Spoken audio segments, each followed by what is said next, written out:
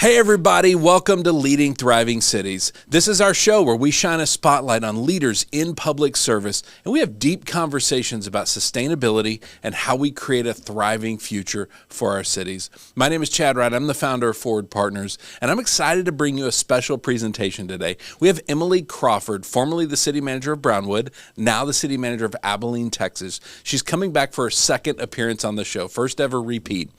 We wanted to have a conversation in the middle of this transition, and the fact is she served 10 years as city manager in Brownwood. That is very rare for a city manager to serve that long. And so we wanted to have a different conversation than our normal questions and really dig into what are the lessons that she learned over a decade that she would love to time travel back and tell herself on her first day as city manager. You're going to find a lot of wisdom in this. There's going to be a lot of things that really help you practically because we dive deep into why we do the things we do. What expectations are driving us? What are we trying to prove? It is an incredible conversation. Thank you for joining us today on Leading Thriving Cities.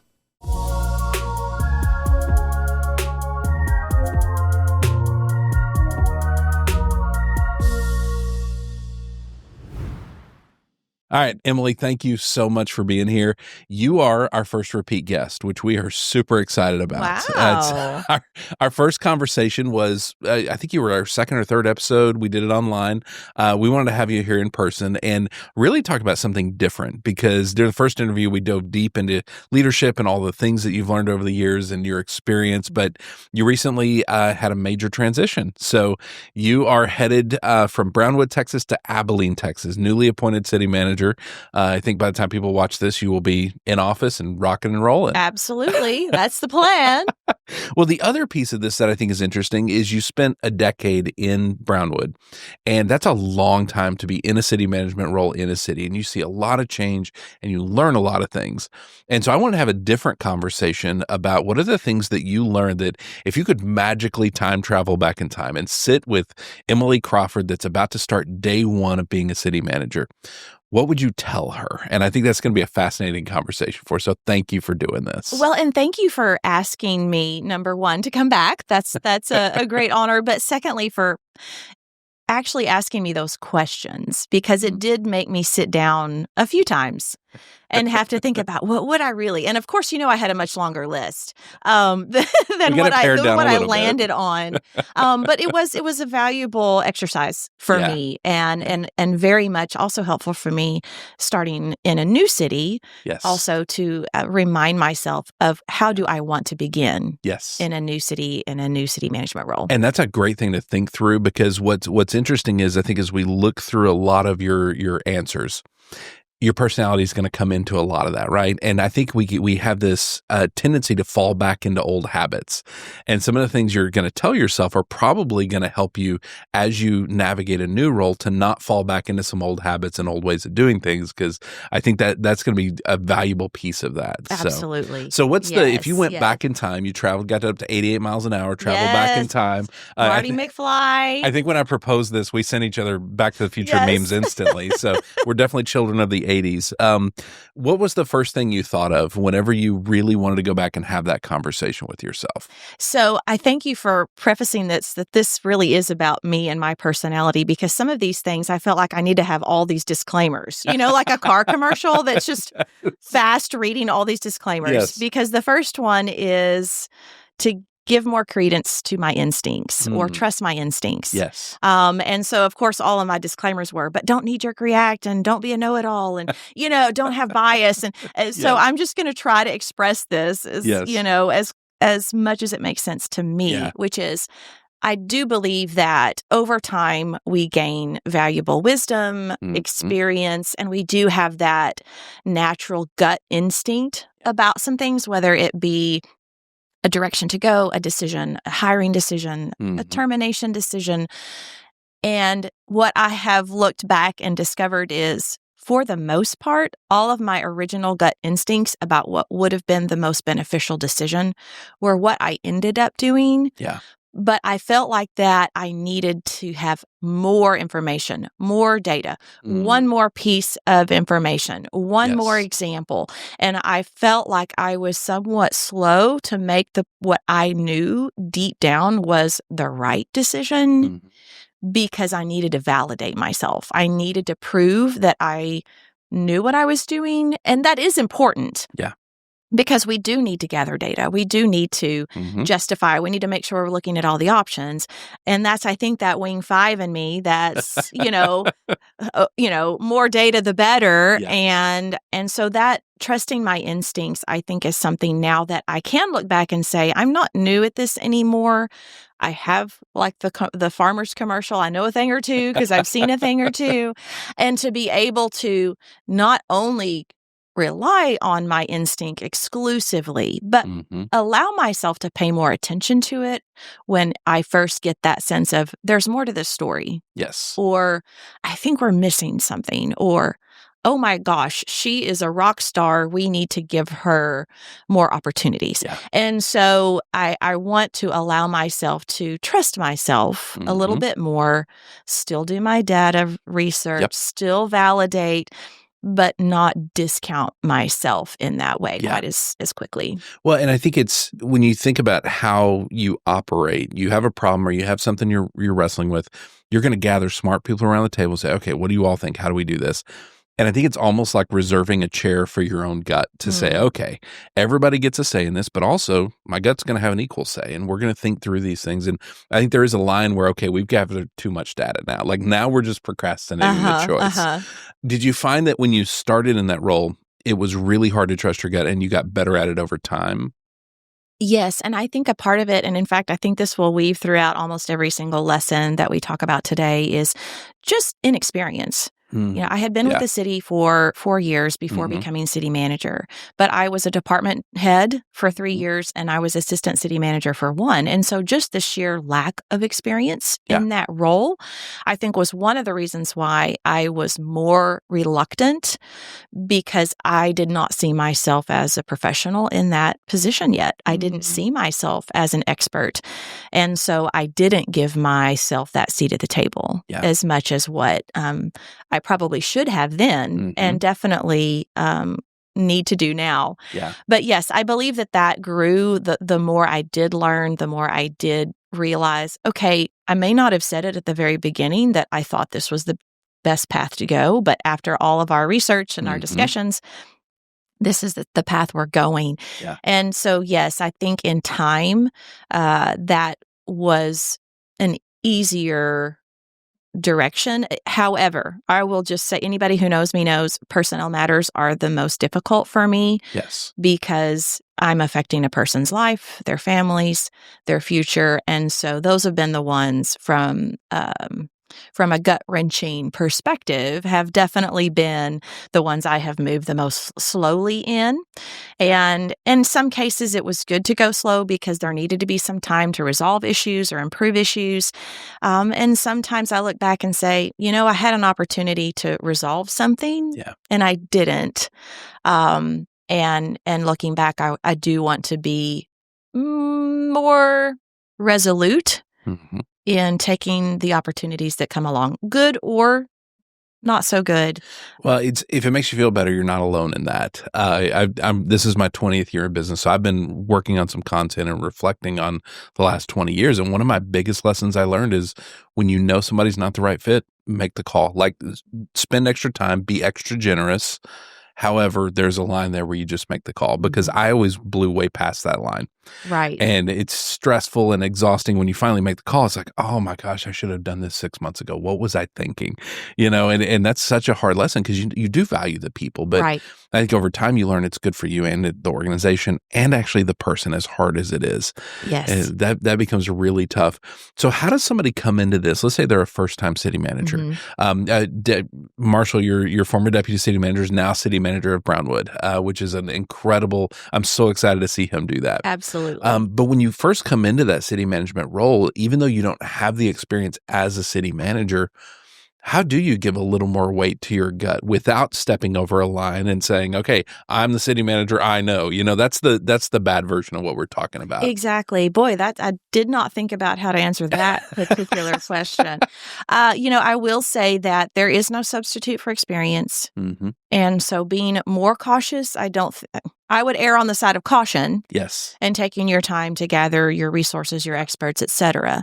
Yeah. But each time you go through that process of decision making or problem solving, allow yourself to kind of debrief, even if it's just with yourself over that. How did I handle it? What did I think coming into it? Because I absolutely have been the person who've said, well, I know what happened there. And, you get the people in the room and you're just hot stuff ready to, throw down the gauntlet. And you're like, oh, I didn't know that piece of information. Yes.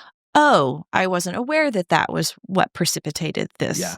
And so humility really does need to play a role in that. Until we do our due diligence, we don't really know either what happened or what the facts are. And so I would say humility,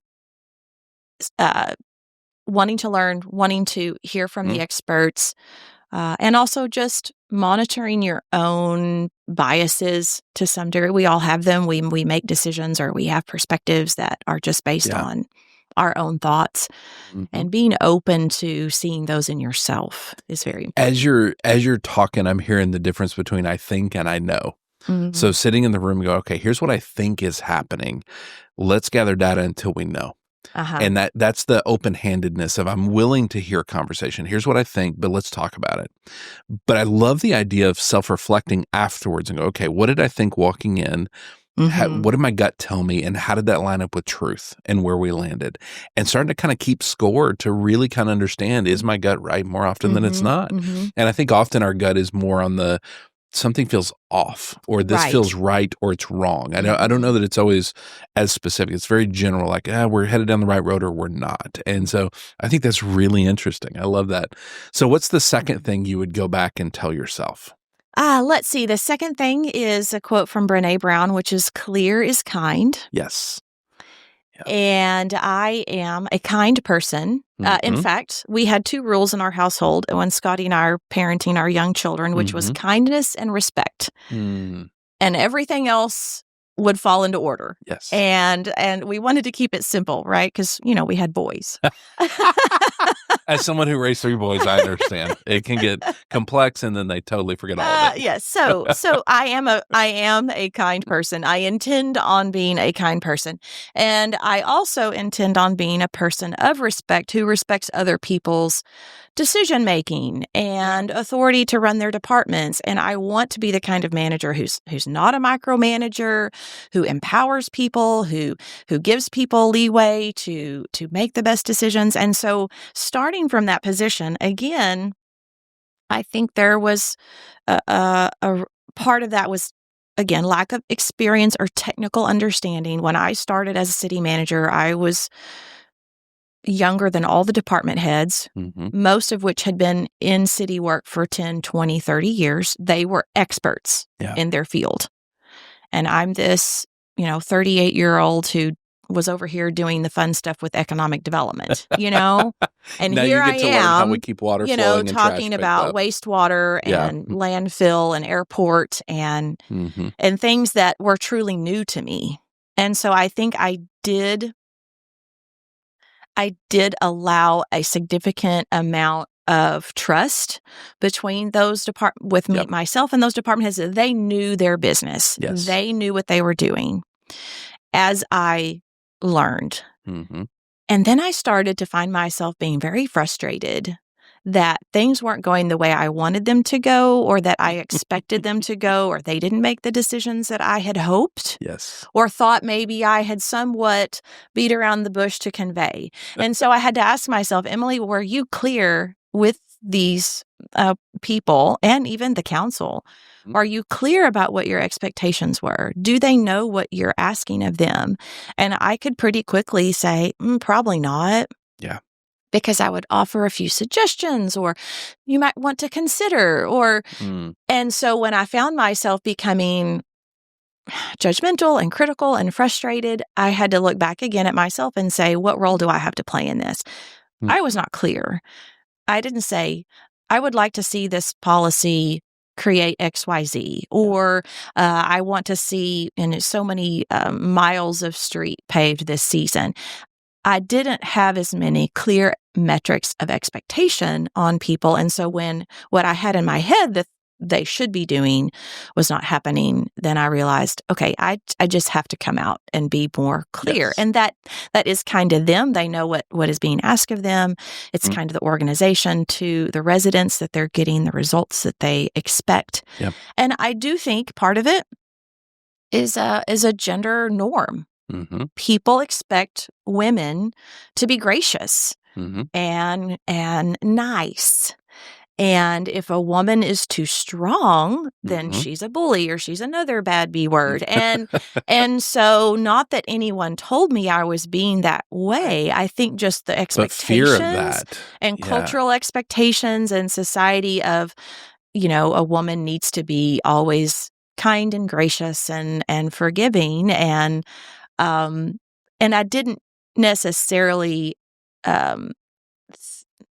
I didn't operate with that underlying motive, but I do believe it is a true factor in my concern about how I was being perceived. Well, it's funny how it changes the version of you that shows up, right? Because even in these first two, trust your instincts, trust your gut, and being clear on what you see and what you need as the city manager, both those things really end up coming down to confidence. Yeah. The confidence to say, hey, society has expectations.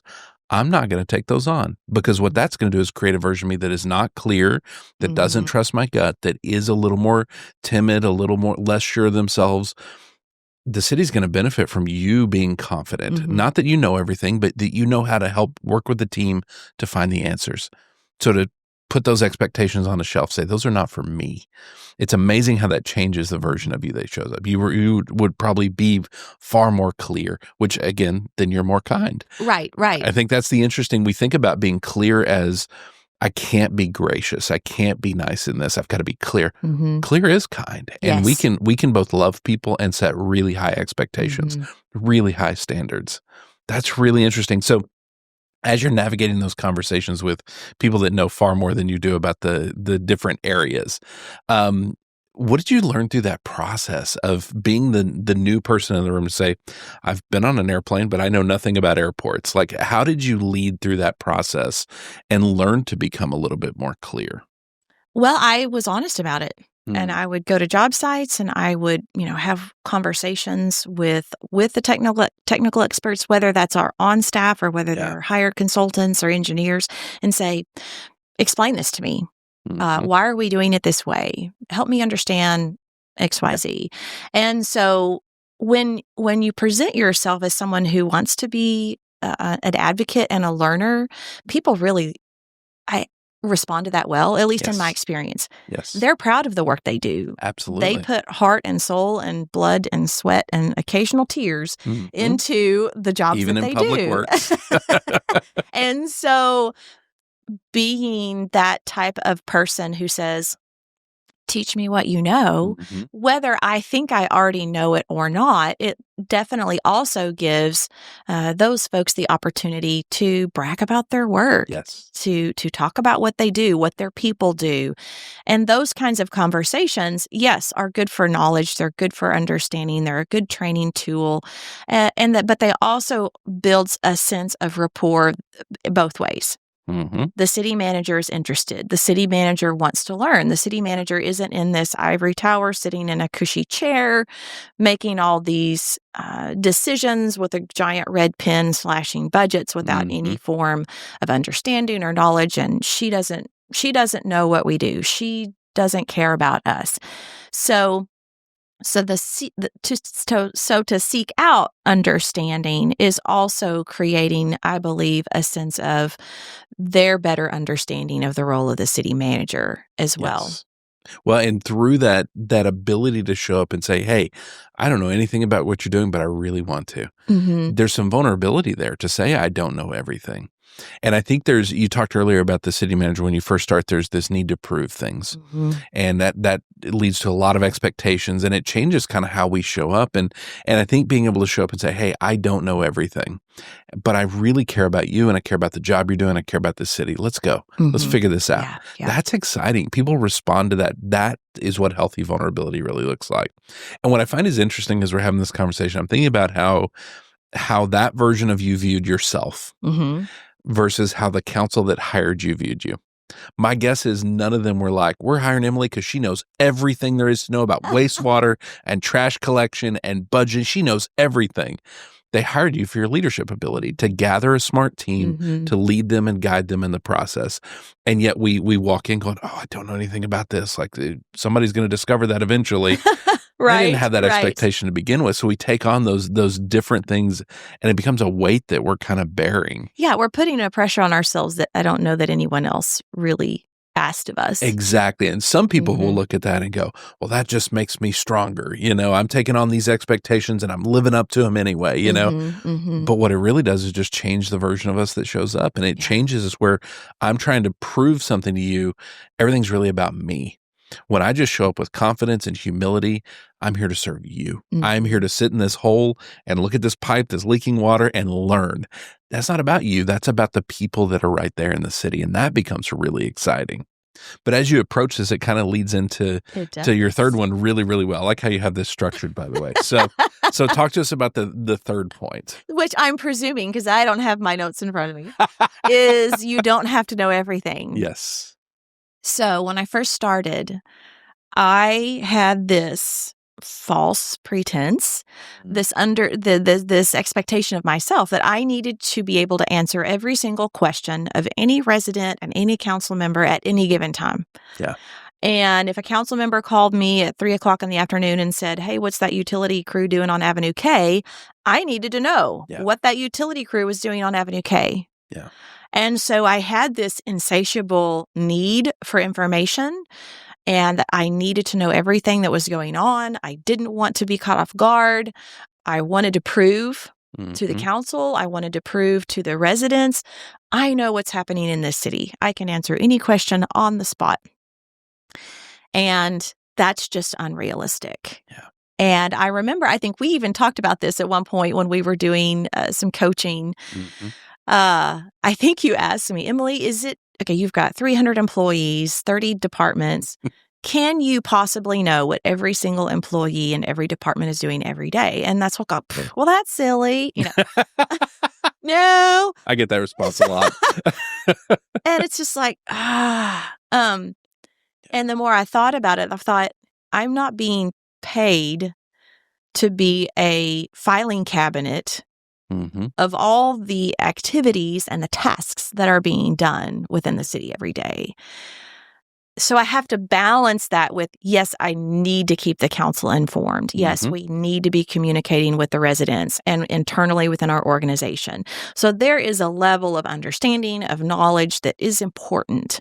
But at some point, that can cross a line to where I am just only trying to prepare for a jeopardy of city business. Yeah. And that's not my job. And what's interesting is, I think you're with that, you're setting the definition of success is that you're omniscient, which is crazy when you think about it. But it's like, I know everything that's happening. And you have to almost become comfortable with, if a city council calls and says, hey, what's going on with X? Is an acceptable answer, you know what, I don't know, but I can find out for you. And once you become comfortable with that, I'm guessing it changes that entire experience for you, doesn't it? Absolutely. And once I gave myself permission to do that, I'm not sure, but let me check into it. I'll get right back to you.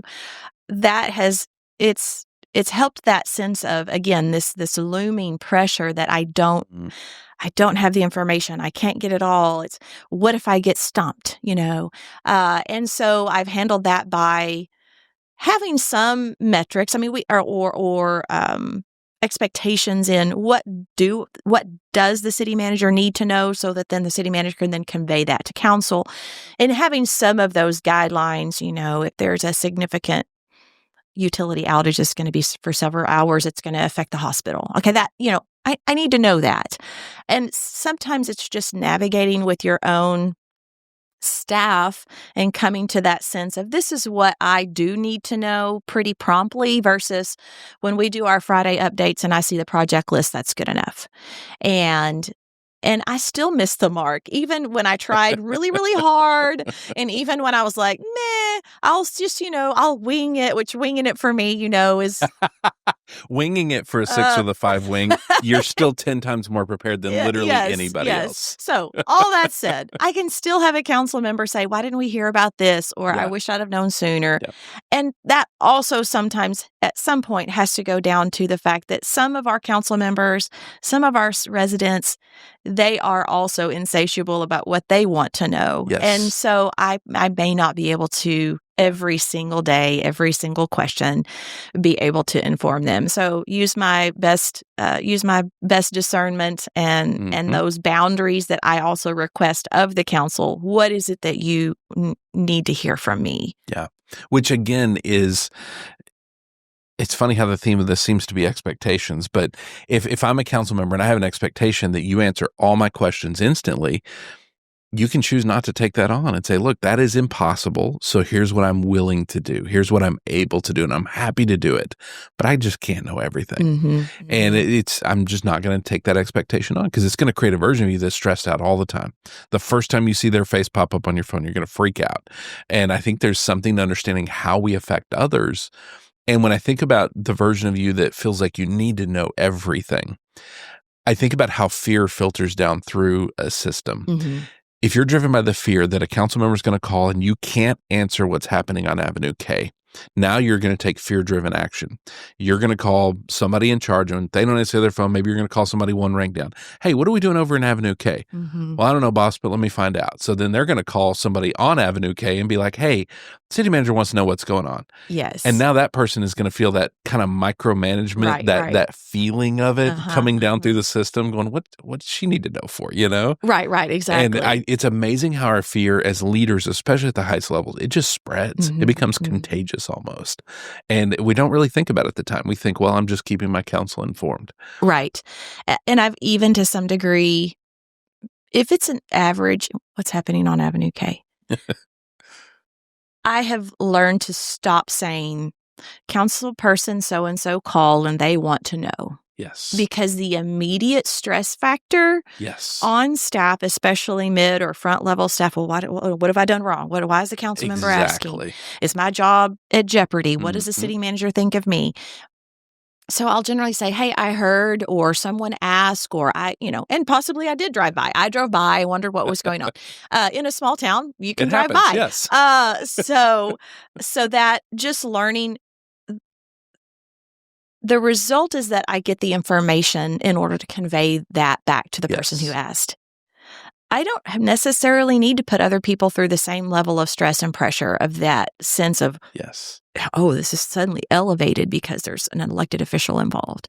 We always talk about leaders, how I think one of our primary jobs is pulling fear and shame out of the system. If you view our entire organization, the city of Brownwood, as a system, every action you take, every word you say either pulls fear out and gives them confidence, or it adds fear, and that usually creates some kind of shame. And so being able to just call and not say, hey, City Council Joe really wants to know what's going on, that's going to freak somebody out. And then they're going home and they're already stressed out. They're probably having bad interactions with their family because they had a stressful day because of one comment. Yeah. And I think when we understand the weight of that, it changes how we view it. And we are more willing to say, hold on, I'm going to be careful with every word. I love that you kind of navigated that and learned how to do that over time. Well, I realized that I don't think it helped. Yes. It didn't help get me the answers I needed, and it created more stress in the system.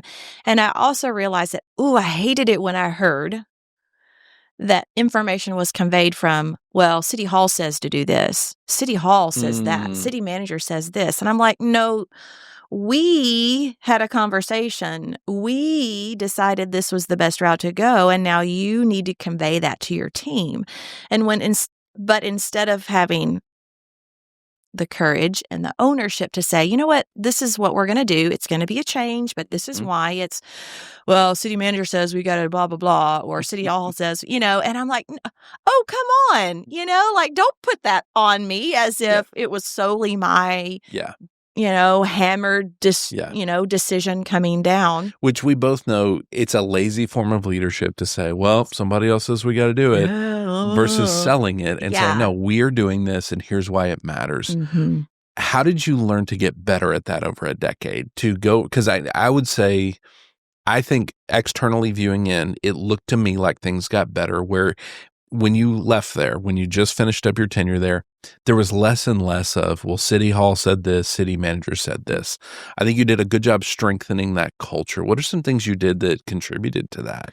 We tried to bridge, quote unquote, City Hall from the other departments than generally those that are offsite. And that will be an ever-going challenge. Yes. And I believe so with every city, because you've got an animal shelter or a library or you name it, much less all your public works that are hardly ever in City Hall, quote unquote. Yeah.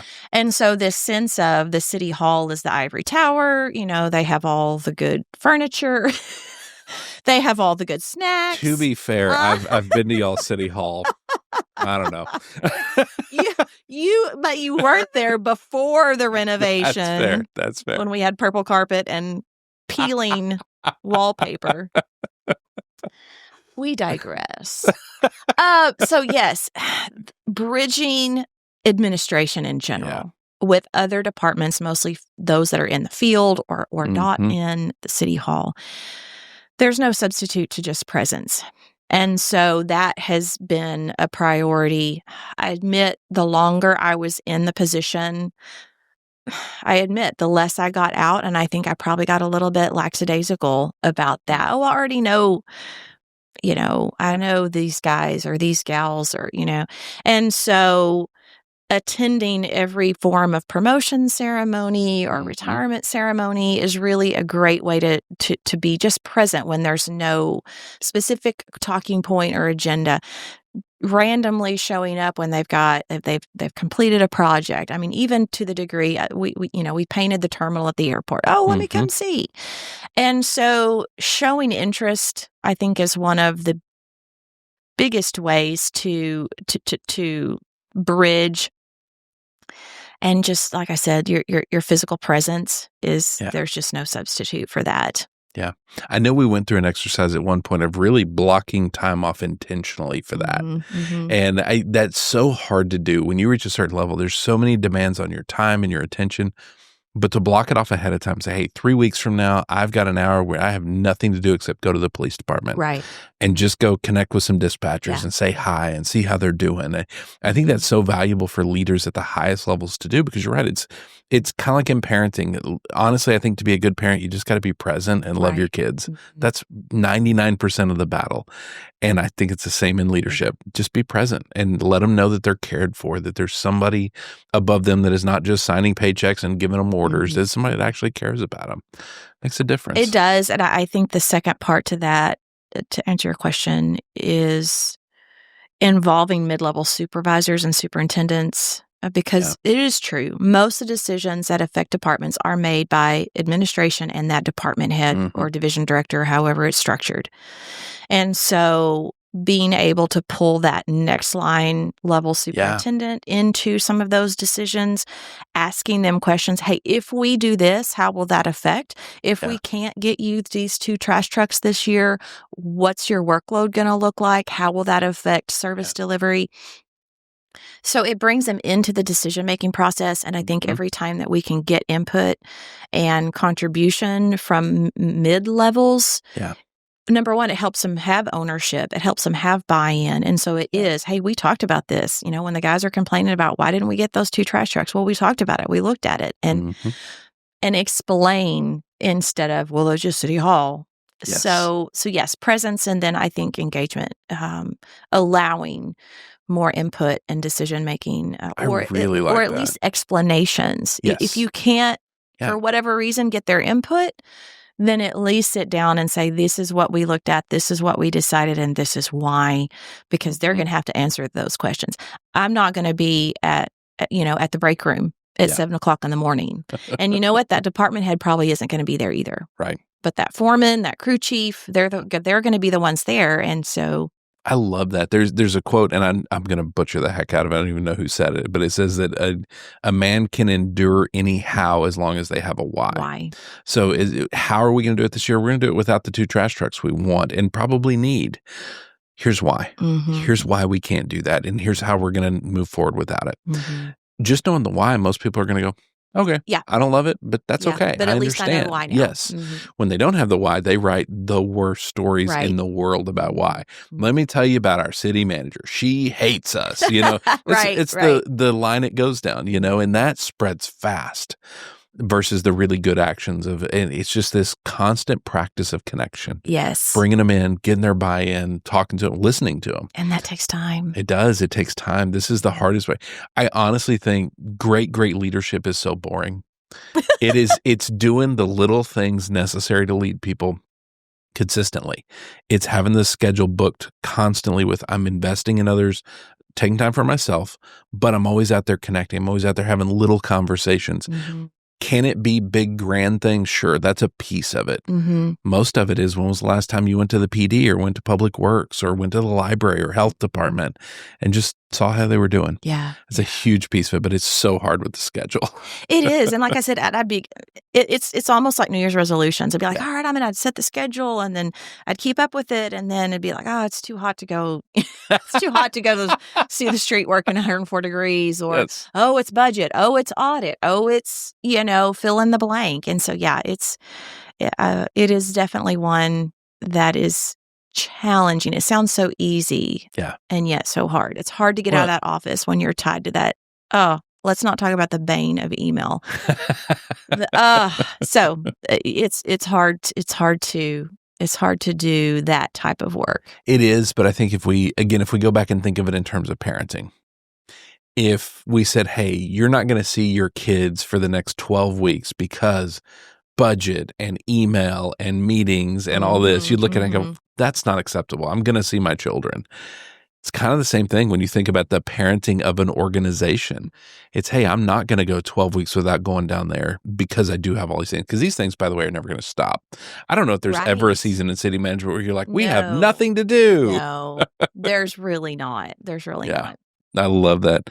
All right, so take us through the next step. What's the next thing you would go back and tell yourself? Okay, so I would say I use the words curiosity. Lean into curiosity, because much of what city management is what people commonly call problem solving. Yes. Dealing with challenges. It's all very much kind of painted in this negative light. The words that we use are negative, and it automatically just feels, this is hard. Yeah. And so learning to look at problems and challenges as puzzles, puzzles to be solved. Yes. Puzzles to be put together, because that creates more of a sense of,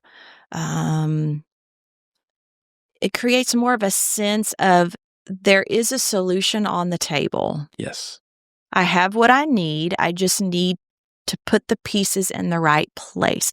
To me, it diffuses the emotions of someone running in with their hair on fire that this has happened. The world is ending. And you're like, okay, what are we dealing with? And it helps me not personalize, because a lot of the problems that we have to find solutions for, or the challenges that we deal with, could be because of our own ordinances or because of our own actions or decisions. And so when there is a challenge or something doesn't work because of something that either I or our organization has done, or maybe it's a decision the council has made, for me at least, that loyalist, it's easy for me to get ruffled and feel like this is a personal attack, or that someone's not happy with me. And so seen again as more of a game, more of a curiosity, more of a scientific or a mathematic approach than high emotions, knee-jerk reactions, finger pointing. I mean, we get into that when we get emotional or we take things personally, and you just can't do that in this line of work, because pretty much all you deal with are pretty complicated challenges. Yeah. By the time they come to the city manager, if they hadn't been able to be resolved by the time they got to you, then that means it's complicated. It's hairy for some reason or another. And so I think I would definitely tell myself, just change your perspective by 1 or 2 notches and look at this not as the big problem that now I've got to sigh and say, well, now my day is completely ruined because I've got to deal with this, because that's the job. Well, and when you think about, you mentioned your personality, 6s have this loud voice of self-doubt. And so whenever a problem pops up, it's easy for that self-doubt to go, see, told you weren't capable. This is going to prove it. Council's going to see it. You're done. Yeah. And ultimately, then there's a ton of fear in that. There's probably those more heightened emotional reactions versus just seeing it and going, oh, there's a problem. My job is solving problems. That's a feature, not a bug. This is not actually, it's supposed to happen. Right. It's this okay. is what happens. Yes. And when you see it that way, you're like, okay, this is supposed to happen. We did, we do the Green Light Habits thing, and we did this with a group. We did a city conference, kind of like y'all do in Brownwood. We did it with another city, and we were doing Green Light Habits with this. There's probably 200 people in the room. And one guy raised his hand. He said, a Green Light habit I need to add to the list is welcoming problems when they happen. And I was like, dude, that is so much deeper than you even know. Like being able to say, oh, problem, welcome. Let's get after it. Let's start solving this. So how do you maintain that curiosity when it is the 40th problem that week that you have had to deal with? Do you find that harder and harder to maintain? Actually, I found it much easier for me to deal with the ongoing challenges, the continual, hey boss, you need to know this.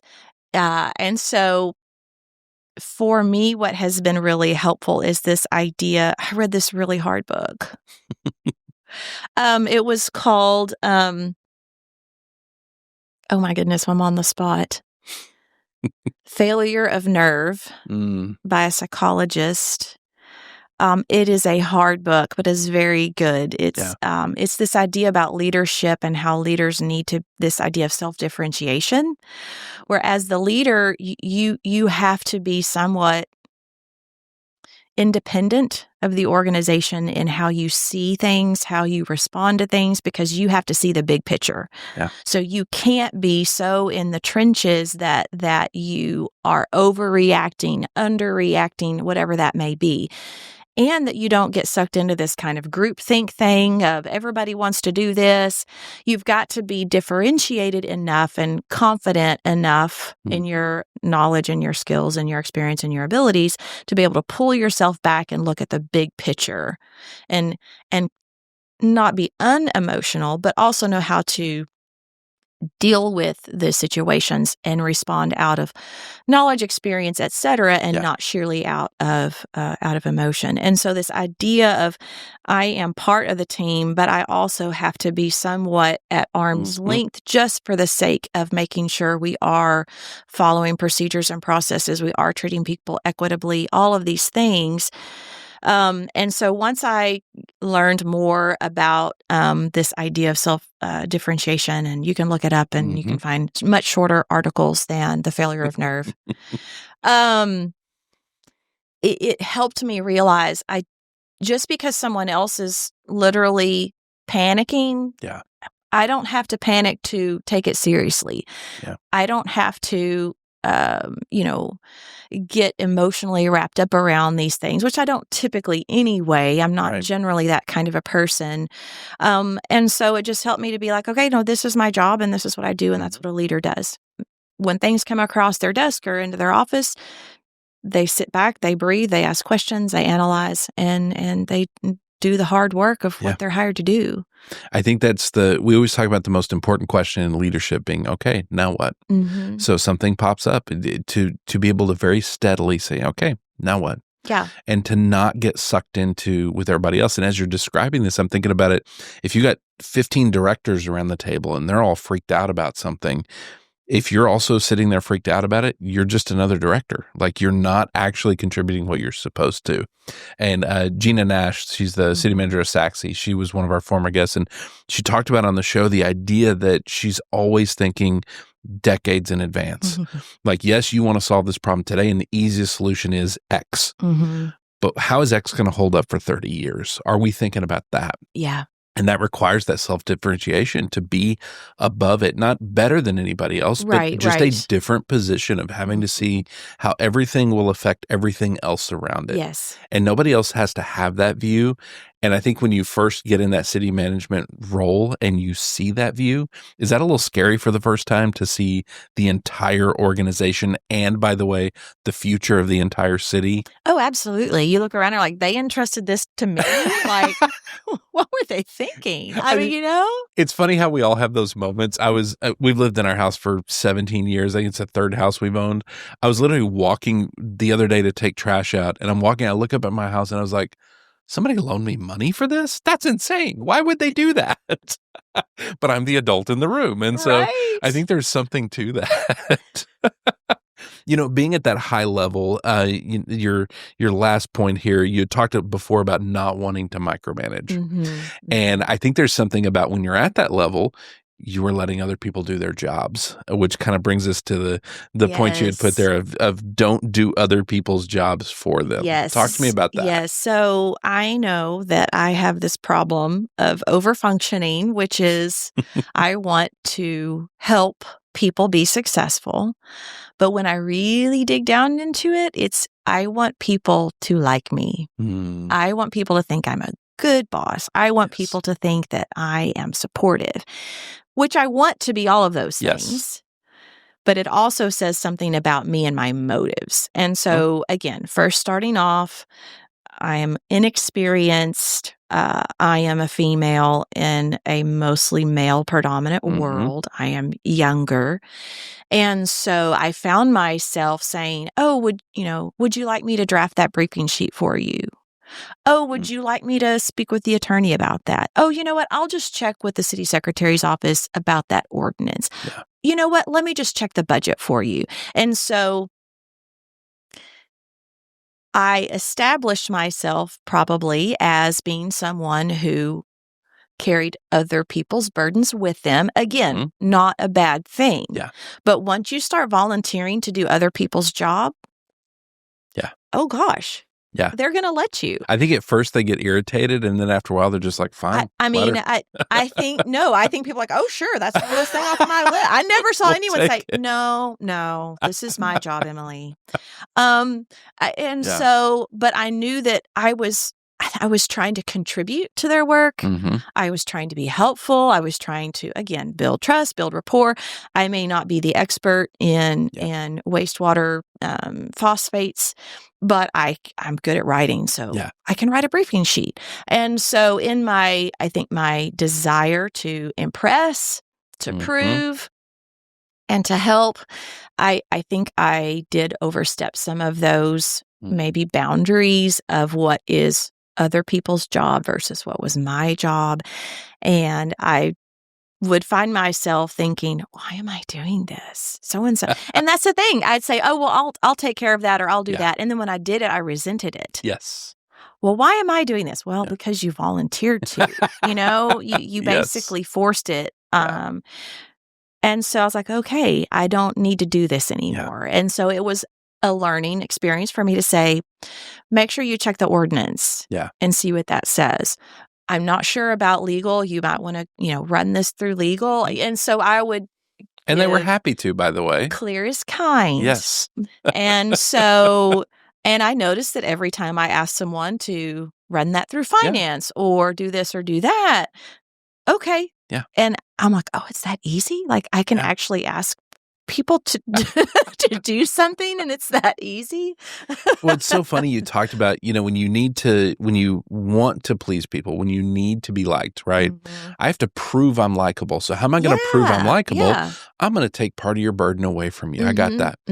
Well, really what you're doing is you're making it about you and not them. You're taking away not because they need your help, but because you need them to like you. Right. And what's funny is, what's the best way to be likable? Show up and serve, be confident, be humble, be loving. You're going to be likable. It's easy. And yet it is this burden we take on.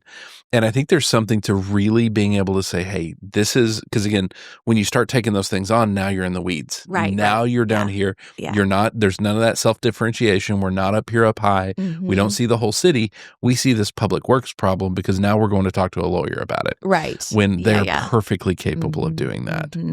There's the idea of my job is not to do the work, it's to build the team that does the work. When you started and kind of went down that road you kind of hit a burnout wall in kind of 2019, 2020 timeframe. Did that contribute to the burnout, taking on other people's work? Yeah, absolutely. Because I found myself in the weeds of so many things. And, in a smaller city, that's more necessary. Yeah. There's not as many people. Yes. And so the same job has to get done in a town of 20,000 as a town in 200,000. It's just the scope is different. Yeah. And the help is different. And so I was finding myself really discouraged that I wasn't doing the big stuff of vision, long-term planning, the things that I felt like I was better at and really wanted to do, but I didn't have the time to do because I was doing all these other things. And yes, I think that part of that process of, number one, understanding myself more. What are my motives? Why am I doing these things? Where is my value truly rooted in?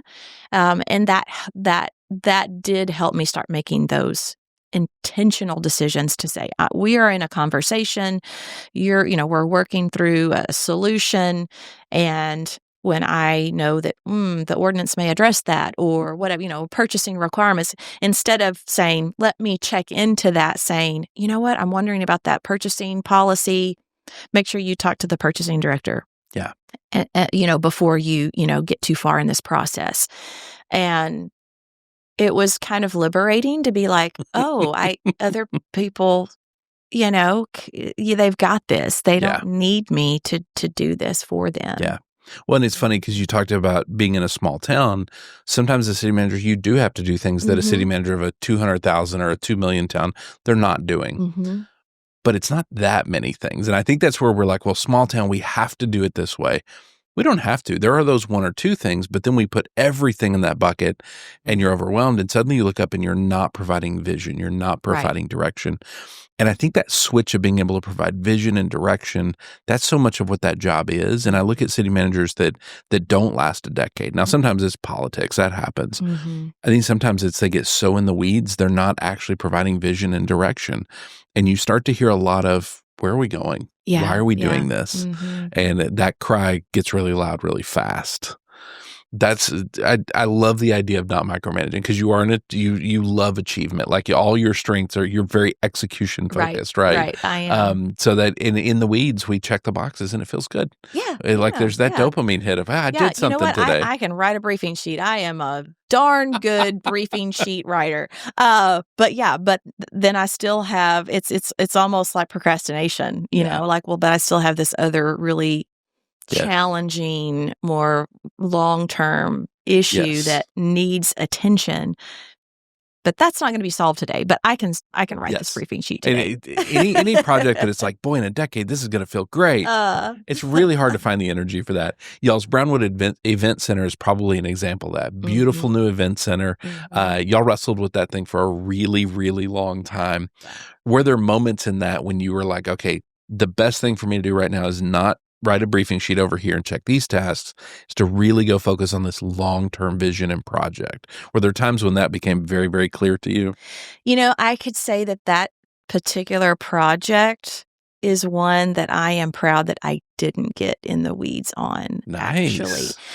And it's because I trusted the people who were... Yeah. You let Marshall and Tim suffer through it. And so I did make one decision. I made one decision. Well, I'm sure I made more than that. But once the construction began, we had the finances. All of those things were squared away. But we went into this one meeting room and they're like, well, the specs called for the ceiling to be painted white and it's black.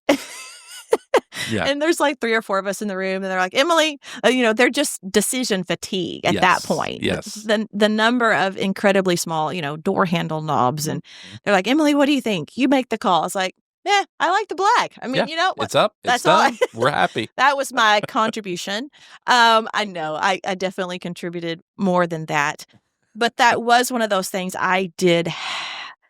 I wanted to know more. I wanted to be there every day. I wanted to check the plans. I wanted to do all these things, but I had other people doing that, and they didn't need me to do that. I would say most of this happened on the back half of your tenure there. Yes. Do you think Emily Crawford in year 2 of being a city manager would have handled it that well? No, I would have been there every day, and I would have, I definitely would have been much more in the weeds. Just, again, out of my motivation to make sure that I was proving myself through perfectionism. Because back then you would have looked at the event center was done and say, look what I did.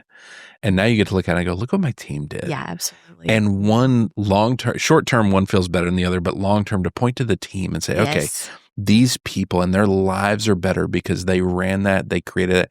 They get to point to that and say, look what I did. And that's the hard thing at the assistant city manager and the city manager level. So many of the wins become about what other people do and not what you do. And I think we're kind of in this phase of parenting. Y'all are in the same phase where the kids have moved out. Right. They're building their own lives. And it's not about what am I doing with my business and what am I doing as a human being. So much of my thoughts are on what are my kids doing. And I'm really proud of it. So much more proud than I am of anything I did. Yes. And I think it's similar in leadership of being proud of what other people are doing and the teams we're building. Yes. I have a bonus question for you that you've had no time to prepare for at all. All right. You built a great career in Brownwood, a decade as a city manager. You've also alongside that built a very successful marriage. You and Scotty, I love hanging out with Scotty. He is one of the coolest people I know. Which I don't know a lot of people apparently, but he's very, very cool. I love him so much. He did say to tell you hi, by the way. Nice. I was leaving. I said, you'll see him later at the conference. I'm excited to see him this week at TCMA. So any advice for city managers? Because I think being a city manager in public service in general can be really hard on a marriage and on parenting. What advice do you have as somebody who's navigated that? You've had your ups and downs, I'm sure, like everybody else. Yeah. But you figured it out. Because I think if you're starting as city manager, there's probably some potholes you fall into that can affect relationships. What have you learned about that? Oh, I've learned the hard way a few times. So the first thing that comes to my head was I was falling into a pretty consistent habit of staying late. Like later than I needed, because we've had these conversations. You've talked about it, at length with other people. The work we do is never done. But what happens sometimes is after hours when a lot of people leave and the doors are locked, well, that's when it feels like you've got great time to work. Yes, because it's quiet. And you can have the conversations with your deputy or your assistant or whomever. And it started just becoming a default so that I would work my normal day and then I would stay another few hours. And at one point, Scotty, my husband, said, when you do this, it feels like you're choosing work over family. You are choosing to stay there and not be here with us. And of course that hurts, doesn't it? It hurt. I've heard the same message multiple times. And you want to be mad, right? You want to be mad and you want to be like, no, and I'm doing this for you, Listen, you're talking to somebody who has literally said all those words. I didn't want to be mad. I was mad. Yeah. And I lashed out. But, so learning the difference, when do I need to stay late? When is it required of me to be the responsible city manager who needs to fulfill their obligations? And sometimes that's because of budget, or sometimes that's, because of an emergency or whatever it is, versus when am I just so comfortable working because I'm getting that, that satisfaction, that hit of I checked something off my list. I'm proving to others that I'm good at this. Then I'm going to go home and, wash the dishes. Like, that doesn't sound like a good trade-off to me, That's fair. But realizing, I believe, is that we do make choices. We make choices every day. Yeah. And realizing this job is never finished. Mm-hmm. And that was so hard to leave Yeah. a city where I knew there was still work to be done. Mm. That's a conversation for another day. But because there is always work to be done. There are always tasks to be done. And being intentional about knowing when to continue to work and when to invest in your own family. Because cities will operate without you. Yeah. We see this every day. Yep. For good or bad, there will be someone else to come and do the work. No one else is going to be the mom. Yeah. No one else is going to be the sister, the daughter. And you've got to wrestle with that. Yeah. And make sure that you are putting your investment in those long-term decisions. And it's not necessarily always at work. Yeah. That makes a lot of sense. When you looked at it going to Abilene, that's from Brownwood to Abilene, that's a step up in terms of population, step up in terms of staff size. If you've got a city manager in a smaller town looking at a larger town, trying to think through, do I go apply for that? What would you tell them? I don't know yet. Ask me next year. Ask me next year. Like, I haven't even started. Well, I mean, my experience that I can share with you here is when I got a call with the invitation to consider applying. Yeah. No one was offering me a job. No one was guaranteeing me a job. It was simply an invitation to to throw the hat in the ring. Yeah. I didn't take it seriously, really. Upon initial consideration. A lot of that because I was in a very healthy place. Yes. I loved my There's counsel. so much good happening in Brownwood. So much good. Yeah. So much good. I didn't have a reason to leave. And so I had, again, to look inside myself and say, are you unwilling to do something risky because you think you can't, because you think you're not qualified, or are you comfortable to the point you don't want to be stretched? You don't want new challenges. And so that self-reflection piece of why would I consider? Why would I not consider? And then the terms by which I would be willing to go. Yeah. So that was actually very freeing for me to apply for another city, knowing I was in a great city. Yeah. And that if this wasn't for me, whether they didn't select me or whether I didn't choose to go, I still had a really great gig. Yeah. And not everyone has that. Yes. And I recognize that. But it also gave me more confidence in what I was looking for and what I wanted to see there in regards to the council, the relationship with the city manager, their view of the role of the city manager, their view of the role of the council, the staff dynamic, the core values, all the things that I had that were very important to me outside of the day-to-day work. Yeah. And so it allowed me to really interview them and see if they were good for me just as much as they were seeing. I love that. That's such a good answer because I think people get so locked into, I got to go try to get this new job or get this other thing versus saying, I need to go find the right fit. I'm in a great fit now. Is there a different fit that would stretch me, that would challenge me? But here's the things I need. Like if you've got a counselor that says, no, your job is to be answerable to us 24 hours a day. You always have the answer all the time. You look at it and go, nah, that's not really for me. I think there's something beautiful about deciding on something based on what are my values and what do I want to see in terms of healthy relationships and healthy boundaries. I love that. That is incredible. And again, I have to say just how lucky and blessed that I am to have been in a very, very healthy dynamic with a good city, a good council, a good team, to have the option to move on. Yeah. And I think about good council, good team, good culture. You contributed to building a lot of that because I think you and I did a presentation at TCMA last year talked about that burnout wall you hit where you eventually had to say, hey, this is not working. I can't serve another decade in this role. Mm-hmm. And so you got with your team and said, we got to work on this. And y'all did. You did the work and you created something really incredible. So it's not like you magically fell into something incredible and are now going on to something else. You helped create that. And I think you deserve credit for that. I think that's like when you first texted me about the possibility in Abilene, my first response, absolutely, go do it. Yes, this is amazing. Because I've seen what you're capable of with that. So you should be incredibly proud of that. And I guarantee you there's a whole team in Brownwood that will watch this and will agree.